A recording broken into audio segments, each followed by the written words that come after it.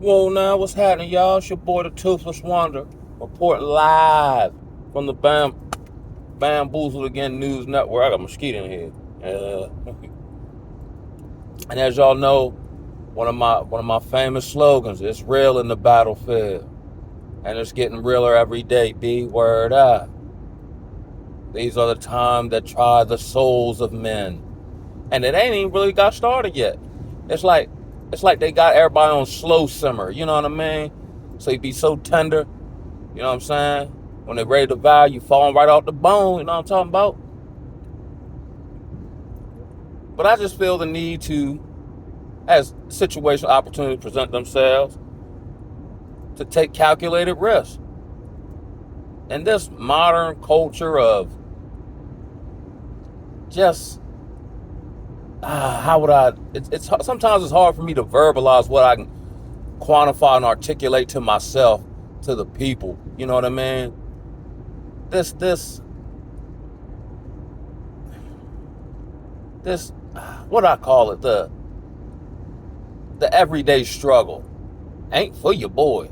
There's got to be a better way. And I'm going to find it, or like 50 Cent, or die trying. What else is there? Even when I was little and I discovered like how the world worked in a general sense, and these articulations of what people would say success was, buy a home, get a job, whatever. Then upon further inspection, I'm like, okay, I buy a home that I got to pay somebody else for 30 years. And I'm, let's say, 11 at the time. My brain can't comprehend that. That don't seem like success to me. Why I can't get a home a different way a whole lot faster? We're in this, work for somebody, get a career, work for somebody 30 years, retire when you, I don't know, 60. I'm like, that I ain't feeling that. You know what I'm saying? Give your money every 30 days to another corporation and place your money in an institution. Nah, man. Why I gotta do that? Of course, I can't get no answer, and still haven't got none. Not from those folks. So, upon my journey in sobriety, I started coming up with my own answers, stuff that worked for me, which means typically I myself routinely live a lifestyle and make choices that are off the beaten path. I took one of them personality or temperament tests one time, and it actually, like, my personality is what, NINJF or something like that. I might got the letters mixed up. I know it's IN. Yeah, I think it's INJF or INFJ, something to that effect, which is like one of the rarest personality types. And when I looked at it, it was saying how, like, I reject social hierarchies. I value my freedom above all else. I'm more of the trailblazing type. And that's just the mode I'm on now. Wanting new experiences, even if they're uncomfortable. Because, I think a man, it adds to his feng shui when he's been traveled, when he's experienced certain things. You know what I'm saying? Like the Dos Equis commercial, the world's most interesting man. The man who can parallel park a train. A man who can have what they call it, inside joke with a perfect stranger. You see what I'm saying? So that's the path I'm on now. And of course, with this path, it comes a lot of uncertainty. Which is kind of exciting, you know what I mean? And with my faith, and what we would know as God, or those, who kind of get off on that whole religious thing, I kind of live a life where if this don't happen, I'm done. But technically, my whole life been like that. And I've gotten this far, like whether I was in the court or various, issues with Negroes in the street or drinking and driving. You know what I'm saying? My whole life has been uncertain. I live on the edge of uncertainty. But it adds to my allure to my own self. So then when I meet other people, they kind of pick up off your aura that this guy's kind of different. You know what I mean? I have no desire to grandstand or self-grandize myself when I do find myself in group settings. But if I'm in there for a while, or with anything, like I said in the last video, whoever you are is going to start naturally coming out in conversation, in your behavior, in various situations. You see what I'm saying? Um, who I am now has been forged in the fire of affliction. That's why I do pretty well with things not going my way. More so than most folk, because I'm used to most stuff not going my way. It's just in the process of me doing and trying a plethora of things on a daily basis. The seeds of things that I planted, let's say 6 months ago, grow when or have come to harvest when I need it. A lot of times stuff I done forgot about. Because like I said, most of the stuff that I tried doesn't work or pan out in the way I think, envision, or in the time frame. It's the analogy of the farmer. You know, you plant a seed, let's say, spring or something like that, whatever the case may be. But you don't reap the harvest till fall. But you just don't plant seeds. You need to make sure you're planting the seed in fertile ground. You see what I'm saying? Because I planted seeds before, but the ground was barren. Then I'm wondering why ain't nothing grown. Because it wasn't supposed to grow in that environment.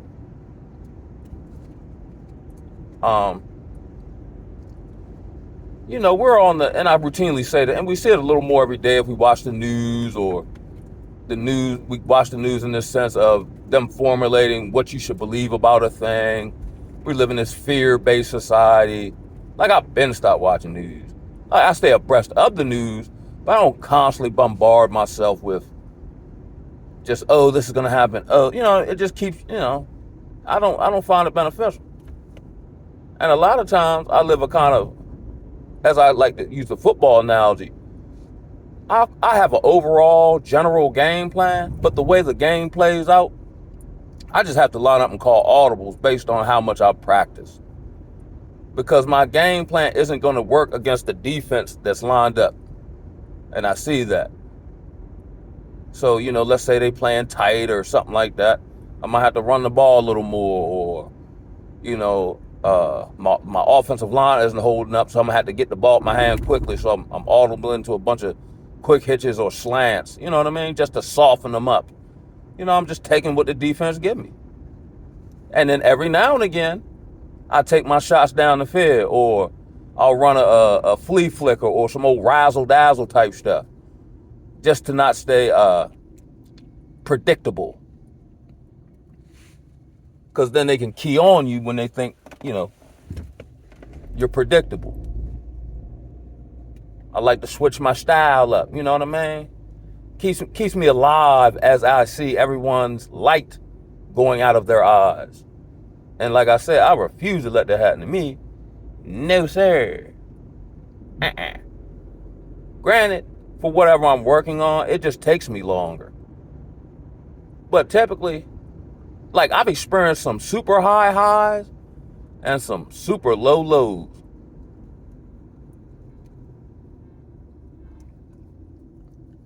Well, dog in the road. Come on, cub.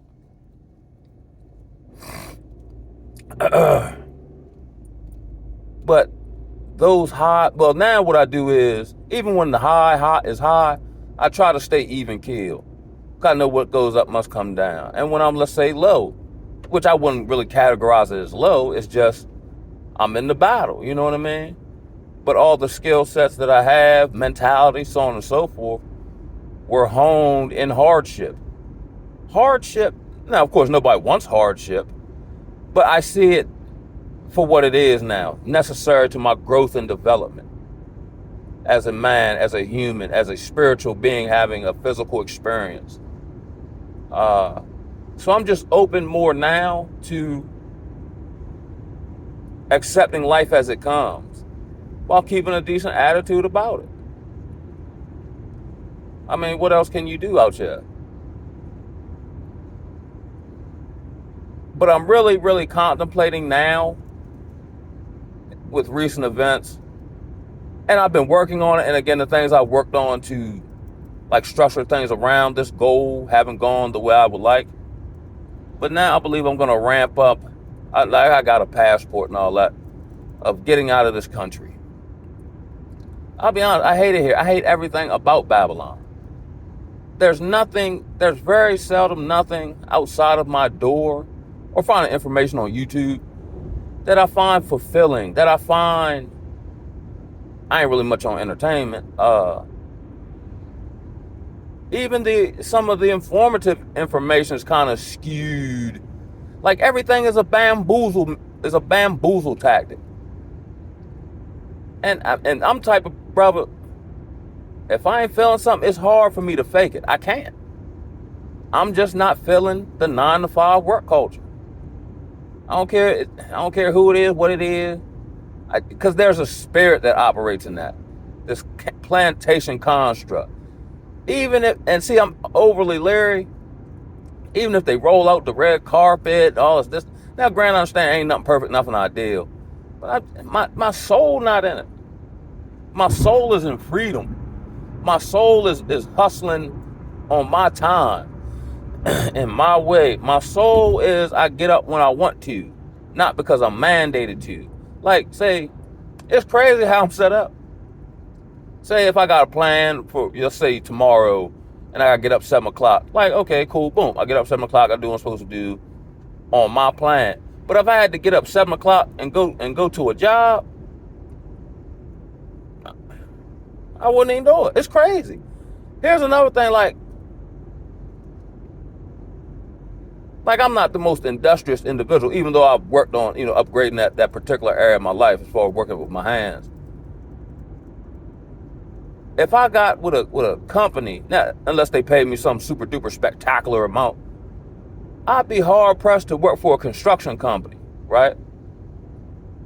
But I could get up and go holler at my homeboy and partner with him on his construction project and work all day long. I'm really kind of outside the loop of formal education. My brain ain't in it. It's just like the classroom setting, the instruction of it, and a lot of stuff is virtual now. I'll be on another tab playing Pinochle on my phone. It's hard for me to stay engaged. I think I'm just breaking free of the matrix. Like let's say, the proverbial master sensei in Asian culture. Did he learn sitting in a classroom? Now, it might have been like a segment or a portion, but he with the master, learning from him, watching him. You see what I'm saying? Did Jesus teach the disciples in a classroom? No, he taught them in the battlefield, in real time, in life situations. You see what I'm saying? I'm actually trying to think of anything that I learned in school outside of, basic reading and writing. What of any of that I use now in my daily life? And then schooling is what it is, but they don't school you to life. And a lot of times, especially in the Negro community, ain't no man in the home. And if he is in the home, that's not always the case, but sometimes he kind of, on the other type of time, you know what I'm saying? So no one schools you to life. As a Negro man, you're already starting off behind the 8 ball once you come out the womb. Then you get bad information, or you have to overcome these various obstacles. Let's say single parent household, maybe addiction in your household with in your household or you yourself. You probably got, made bad decisions with women. And then you realize all this stuff. And then you realize how further back you are. Now you got to fight, work like a demon just to get on par. Just to make a run at whatever your goals, dreams, or aspirations are. And then when you have some greater goals, dreams, or aspirations, unless you're of the matrix, typically you ain't gonna have no support. You see what I'm saying? You're not gonna get a whole lot of help or encouragement. It's no different than trying to break free, and I always use this analogy of trying to escape the plantation. Unless you're with those who feel the same way, if they see you about to try to, escape, instead of saying, okay, go ahead, cuz, you know what they'll do? They'll go tell master on you. so they can get a couple extra pieces of cornbread to keep you right where they at. It like this whole, like it's insane. Like even if, like, and then because I'm so different, I don't understand a whole lot of stuff. Just like what I just mentioned, I don't understand how, like if I see somebody trying to do better for themselves, even when I was down bad, I've never hated on him. I never said who he think he is. You know what I'm saying? Why he get that, da-da-da. You know what I'm saying? I'm like, yo, that's what's up, yo. Maybe one day I'll do it when I get myself together. I've never hated on the next man. That's why, like, a lot of times when I do find myself in society, especially now in sobriety and this evolution of mind and consciousness and my spirit, it's almost like I'm driving down the road now. It's almost like I'm on a GTA board. Like everyone's programmed to do a certain thing. You know what I'm saying? But nobody's really real. You see what I'm saying? And of course I know that's not the case. I just ain't met them yet. But from my perspective, it just makes me believe or come to this belief that it's time to break free of the plantation. I mean, I have mentally, but now I'm ready to come out like whole physically, financially. You see what I'm saying? I'm tired of eating this garbage food, yo. You see what I'm saying? Like certain diseases like cancer and diabetes don't exist other places because the food isn't darn a chemical. You see what I'm saying? Like it's just so wild here. I'm just blown away by just how artificial this society is. You know what I mean?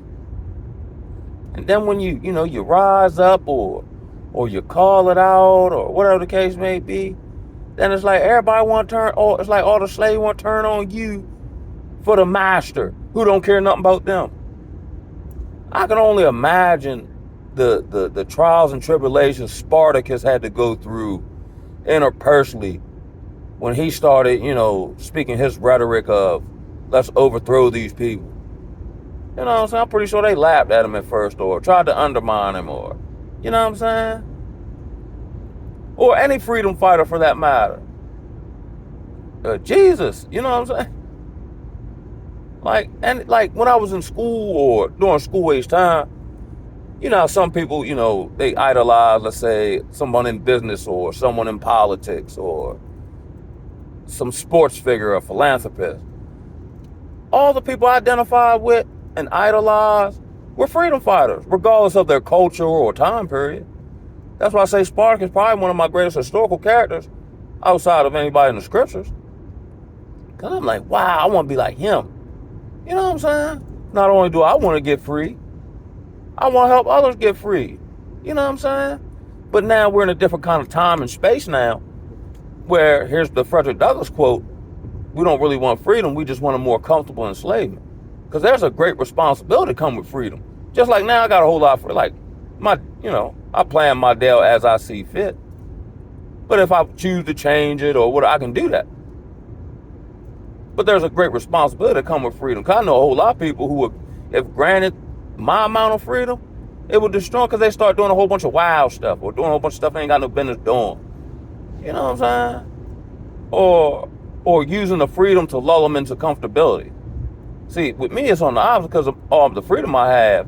I got to get up every day and make something shake. But that's actually how I want it. If I fail, it's not going to be because, my boss closed the company down. You know what I'm saying? Because I've had that happen before. Or because I overly put my financial future in someone else's hands, that now this is why I'm in this position. If I don't make it or if this don't work, I want to be able to say it's because of me, not because of someone else. You see what I'm saying? I want all the responsibility. And let's say I get the proverbial W, I'm legendary. And that's what I mean. I don't want to, to each his own, but I'm not on this, just work 9 to 5, work 30 years, even though they ain't going to work for you now here in Babylon. And just do whatever and die. Nah, I'm here for a reason. I'm here for a mission and a purpose. And even though I don't know exactly what that is, if I keep stepping every day, I bet you I'll run into it. Like if I gotta work a job that stops me from working on the stuff, or I'm too tired or bored, or I'm putting more energy into a job and to my own life, shit, I'm gone from this job. What kind? How you pay your bill? How you do this? How you do that? You know what's crazy? It's gonna sound real cliche-ish. God. Or he gives me, or I get these various epiphanies of how I can do this and do that, or I can put money here and use this money for this later, and you know what I'm saying? But I refuse to work for them people, man. No.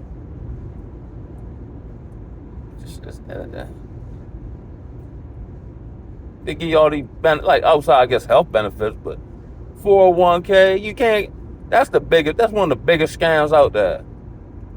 One, especially if you, let's say my age now with a 401k, unless you pull it, let's say now or within, the near future, you basically paid into something you ain't never gonna get back.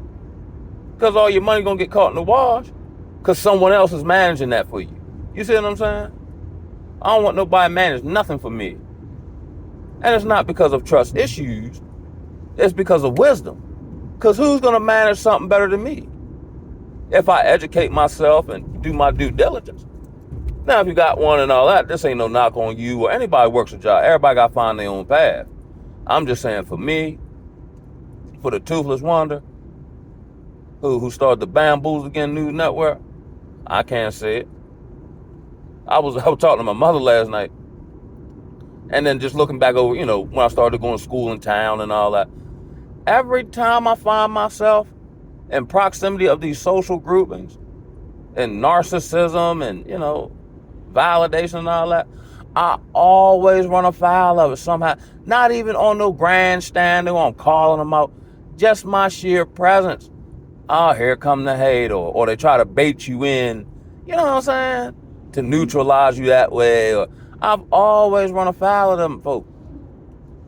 But but to the contrary, I've always been able to establish personal rapport and relationships with people as individuals. You see what I'm saying? Like I said in the last video, you'd be surprised who I know. Or who lights up whenever they see me if I ain't seen them in a while. And it's just not and it covers the gambit of society, from the streets, addiction, recovery, business, you know what I'm saying? Just various places I've lived. It's amazing how you'll get more support from a casual person or individual or someone you kind of know in passing than you will from anybody you've ever grown up with or the folk you currently run with. And I'm going to leave on this note because I know as I continue to grow and evolve, like we're on, let's say in treatment. We're in this treatment thing, but I'm really working on me genuinely. When you do that, if the people around you aren't on the same mode in their own way, you'll begin to kind of deviate off from them naturally, or vice versa. And then what happens is they'll kind of grow, just like the plantation. They'll grow a jealousy over you. And then, like in my situation, I had a partner of mine who attempted to be a distraction and a hindrance to me because he had seen, the fruits of my labor, which were just kind of regular stuff. I was just fighting from further back. So once he's seen that, it turned a mirror to him to what he's not doing. And instead of just, asking questions or picking up the pace, now you want to drive or attempt to bring someone back down where you at. It's so crazy. Instead of me, let's say, I don't know, Grant Cardone, the real estate guy. Instead of me asking questions or just soaking up the game from him, you know what I'm saying? I'll attempt to hate on him and then say, or attempt to bring him down. Or like in my place, my old homeboy, like he would just overly call me. You know what I'm saying? Talking about nothing. Call me late at night. Call me first thing in the morning.